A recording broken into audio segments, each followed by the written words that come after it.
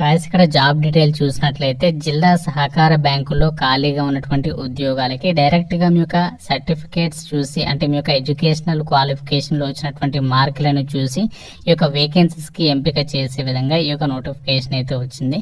So చాలా మంచి opportunity. ఇక్కడ మనకి నోటిఫికేషన్ లో కూడా సెలక్షన్ ప్రాసెస్ కి సంబంధించి డీటెయిల్స్ అనేవి ఇచ్చారు. మీ యొక్క క్వాలిఫికేషన్ కి సంబంధించి ఆ యొక్క వెయిటేజీ మార్క్స్ అనేవి కేటాయించి అభ్యర్థుల్ని షార్ట్ లిస్ట్ చేసేసి ఈ యొక్క వేకెన్సీస్ కి ఎంపిక చేస్తున్నారు. ఎలాంటి ఎగ్జామినేషన్ అనేది ఉండదు, ఎటువంటి స్కిల్ టెస్ట్ కూడా మీకు ఏమీ కండక్ట్ చేయరు, అండ్ అలాగే ఎటువంటి ఎక్స్పీరియన్స్ కూడా అవసరం లేదు.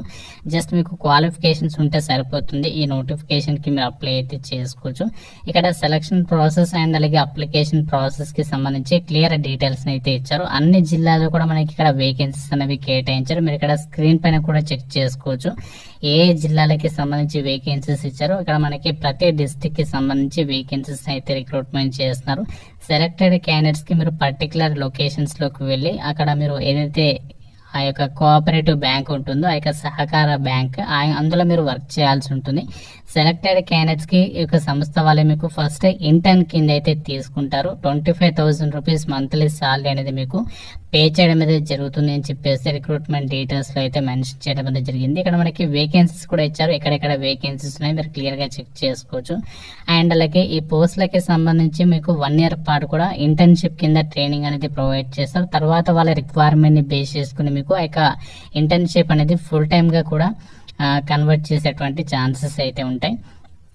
అయితే యొక్క పోస్టులకి సంబంధించి అప్లై చేయడానికి మీకు ఉండాల్సినటువంటి ఏజ్ లిమిట్ విషయానికి వచ్చినట్లయితే July 1st, 2024 నాటికి మీకు మినిమం ఏజ్ 21 years అయితే ఉండాలి. మాక్సిమం ఏజ్ వచ్చేసరికి 30 years లోపు అప్లై చేసుకోవచ్చు అని చెప్పేసి ఇచ్చారు. సో ఇక్కడ మనకి ఏజ్ రిలాక్సేషన్స్ కి సంబంధించి డీటెయిల్స్ అనేవి మెన్షన్ చేయలేదు కాబట్టి నేను ఎక్స్ప్లెయిన్ అయితే చేయట్లేదు. అయితే ఈ పోస్టులకి సంబంధించి మనము ఎలా అప్లై చేసుకోవాలి అంటే మనకి ఆఫ్లైన్ లో అప్లై చేయడానికి ఒక అప్లికేషన్ ఫామ్ కూడా ఇచ్చారు. ఆ ఫామ్ అనేది మనము ఫిల్ చేసేసి రిక్రూట్మెంట్ కి సంబంధించి అప్లికేషన్స్ అనేవి పంపిస్తే సరిపోతుంది. ఎలాంటి మనకు ఆన్లైన్ అప్లికేషన్ చేయాల్సినటువంటి పని లేదు. మనము ఈ రిక్రూట్మెంట్ కి సంబంధించి ఆఫ్లైన్ లో అప్లికేషన్ అనేది పంపాలి. మీకు అప్లికేషన్ పార్ట్ కూడా క్లియర్ గా చెప్తున్నాను. మీరు జాగ్రత్తగా వీడియోని క్లియర్ గా చూస్తేనే మీరు ఎలాంటి మిస్టేక్స్ లేకుండా రిక్రూట్మెంట్ కి అప్లై చేసుకోగలుగుతారు. మీరు అప్లికేషన్ పంపాల్సినటువంటి అడ్రస్ కూడా ఇక్కడ నోటిఫికేషన్ లో ఇచ్చారు. మీరు అన్ని కూడా క్లియర్ గా అయితే చెక్ చేసుకోవచ్చు.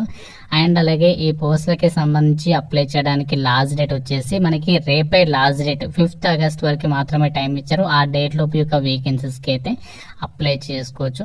వేకెన్సీస్ విషయానికి వచ్చినట్లయితే ఈ యొక్క APCOB కి సంబంధించి 1 అలాగే DCCB కి సంబంధించి 13 టోటల్ గా మనకి 14 వేకెన్సీస్ అయితే ఈ నోటిఫికేషన్ ద్వారా అయితే భర్తీ అయితే చేస్తున్నాము అని చెప్పేసి నోటిఫికేషన్ లోనే క్లియర్ గా అయితే మెన్షన్ చేస్తున్నారు. ఇక్కడ మనకి ఈ నోటిఫికేషన్ ఎక్కడి నుంచి వచ్చిందంటే Andhra Pradesh state cooperative bank limited, ఇది మనకి షెడ్యూల్డ్ బ్యాంక్, ఈ సంస్థ నుంచి ఒక నోటిఫికేషన్ అనేది వచ్చింది. మీకు 1 year పాటు కూడా ఈ యొక్క ఇనీషియల్ గా మనకి కాంట్రాక్చువల్ అంటే మనకి ఇంటర్న్షిప్ కింద అయితే తీసుకుంటారు. తర్వాత వాళ్ళ రిక్వైర్మెంట్ ని బేస్ చేసుకుని మీకు పర్మనెంట్ జాబ్స్ కి సంబంధించి కూడా మీకు ఇచ్చేటువంటి ఛాన్స్ అనేది ఉంటుంది కాబట్టి ఎవరు కూడా మిస్ చేసుకోవద్దు. ఇక్కడ మనకి జాబ్ రోల్ వచ్చేసరికి జాబ్ పేరు ఏంటి అంటే కోఆపరేటివ్ ఇంటర్న్స్ అని చెప్పేసి ఇక్కడ క్లియర్ గా అయితే చెప్తున్నారు.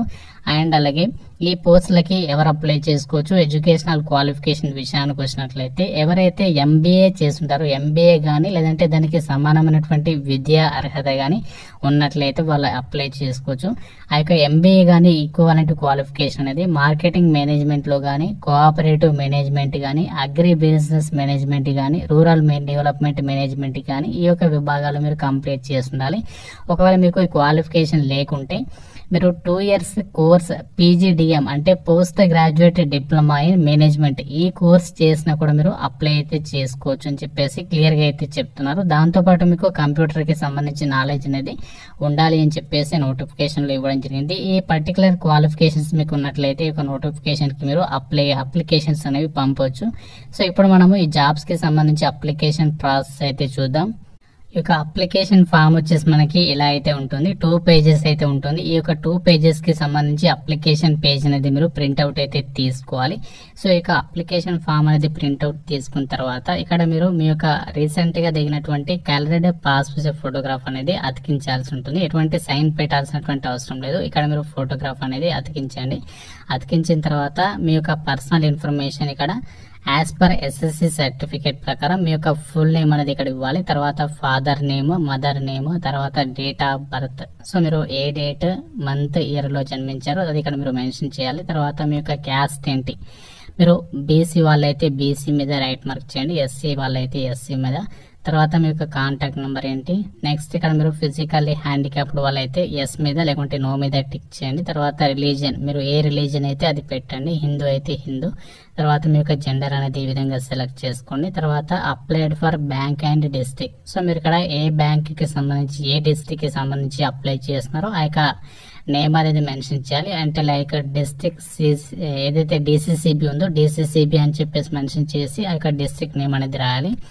తర్వాత ఆధార్ నంబర్ అనేది ఎంటర్ చేయాలి, ఆధార్ నంబర్ అనేది రాయాలి. రాసిన తర్వాత మీరు ఏదైనా గవర్నమెంట్ ఐడికి సంబంధించి పాన్ కార్డు కానీ, పాస్పోర్ట్ కానీ, ఓటర్ ఐడి కానీ, డ్రైవింగ్ లైసెన్స్ కానీ ఆ యొక్క ఐడి నంబర్ రాసేసి ఆ నంబర్ అనేది మీరు అక్కడ నేమ్ అనేది మెన్షన్ చేసి ఐడి నంబర్ అనేది ఇక్కడ రాయాలి. తర్వాత పర్మనెంట్ అడ్రస్, కమ్యూనికేషన్ అడ్రస్ చేసిన తర్వాత ఎడ్యుకేషనల్ డీటెయిల్స్ అనేవి రాసేసేయాలి. తర్వాత ఫైనల్గా మీ యొక్క నేమ్, ఇక్కడ మీ యొక్క నేమ్ అనేది ఇచ్చేసి ఇక్కడ మీ యొక్క సిగ్నేచర్ పెట్టాలి. తర్వాత మళ్ళీ ఇక్కడ మీ యొక్క ఫుల్ నేమ్ అనేది ఇచ్చేసి కాంటాక్ట్ నెంబర్ అనేది ఇవ్వాలి. తర్వాత అప్లికేషన్ ఫామ్ కి ఏమేమి డాక్యుమెంట్స్ ని అటాచ్ చేయాలి అంటే Aadhaar card, caste certificate, SSC memo, inter memo, degree memo, PG వాళ్ళు పీజీ మెమో, ఇతర సర్టిఫికేట్స్ ఏదైనా ఉంటావో అన్ని కూడా జిరాక్స్ కాపీస్ అప్లికేషన్ ఫామ్ కి అయితే అటాచ్ చేయాలి. సో ఇక డాక్యుమెంట్స్ అని కూడా అప్లికేషన్ ఫామ్ కి అటాచ్ చేసిన తర్వాత మనము అప్లికేషన్స్ ఏ అడ్రస్ కి పంపించాలి అంటే ఇక్కడ ఇచ్చారు కదా అడ్రస్ చూడండి. The deputy general manager, human resource department, the Andhra Pradesh state cooperative bank limited, NTR సహకార భవన్, గవర్నర్ పేట్, విజయవాడ 520002. ఈ యొక్క అడ్రస్ కి అప్లికేషన్స్ అనేవి పంపించండి. ఎలాంటి ఫీ అనేది లేదు, అందరు కూడా అప్లై చేసుకోవచ్చు. రేపే మీరు స్పీడ్ పోస్ట్ చేయడానికి ట్రై చేయండి. లాస్ట్ డేట్ అనేది ఉన్నప్పటికీ కూడా ట్రై చేయడంలో అయితే తప్పలేదు. సో ఒకవేళ తక్కువ అప్లికేషన్స్ వస్తే మిమ్మల్ని షార్ట్ లిస్ట్ చేసే ఛాన్స్ అనేది ఉంటుంది, కాబట్టి డెఫినెట్ గా ట్రై చేయండి. సో ఇంట్రెస్ట్ ఉన్న వాళ్ళు నేను లింక్ అండ్ అలాగే అఫీషియల్ వెబ్సైట్ అన్ని కూడా మీకు డిస్క్రిప్షన్ లో కామెంట్ సెక్షన్ లో అయితే ఇస్తాను. ఇంకా మీకు డౌట్ ఉన్నట్లయితే ఒక రిక్రూట్మెంట్ కి సంబంధించి కామెంట్ రూపంలో అయితే తెలపండి. కేవలం క్వాలిఫికేషన్స్ ఉన్నటువంటి క్యాండిడేట్స్ ని ఎడ్యుకేషనల్ క్వాలిఫికేషన్ లో వచ్చినటువంటి marks 10th మెమోకేమో 10th class qualification కి 10% అంటే మీకు 90% ఎబోవ్ కనుక వస్తే 9 మార్క్స్ అనేవి కేటాయిస్తారు. ఇంటర్మీడియట్ లోనేమో 90% 80 నుంచి 90% ఎబోవ్ మార్క్స్ వస్తే 8 మార్క్స్. ఆ విధంగా మనకి వెయిటేజ్ అనేది తీసేసి అభ్యర్థుల్ని షార్ట్ లిస్ట్ చేసి డైరెక్ట్ గా మీకు జాబ్ అనేది ఇస్తున్నారు. కాబట్టి ఇంట్రెస్ట్ ఉన్న వాళ్ళు ట్రై చేయండి. లింక్స్ మీకు డిస్క్రిప్షన్ లో ఇచ్చాను. మన డౌట్ ఉంటే నాకు కామెంట్ రూపంలో అడగండి. ప్రతి ఒక్కరు వీడియోని లైక్ చేసిన ఫ్రెండ్స్ కి షేర్ చేయండి. తెలంగాణ వాళ్ళు కూడా ట్రై చేయొచ్చు, ప్రాబ్లం అయితే లేదు.